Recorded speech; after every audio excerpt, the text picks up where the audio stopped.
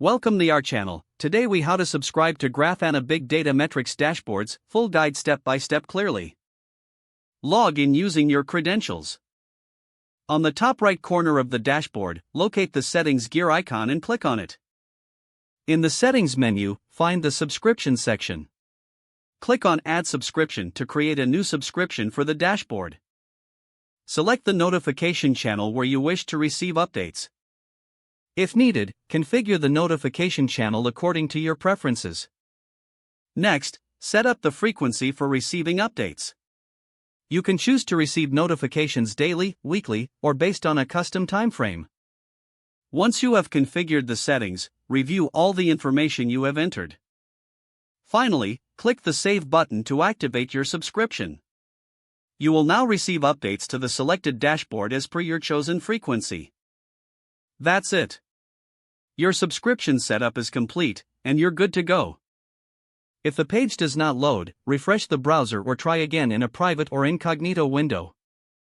Make sure you are using the correct email address, then retype it carefully to avoid small typos. If your password is not accepted, use the reset option and create a new strong password you can remember. Check your spam folder for verification or security emails, then complete any requested confirmation steps. Enable two-factor authentication if available to improve account security and reduce unauthorized access risk. After signing in, review your profile details so your contact information and settings are accurate and current. If you see an error message, note it down and try again after restarting your device and internet connection. Log out when you finish, especially on shared devices, to keep your account and payment information secure. If the page does not load, refresh the browser or try again in a private or incognito window.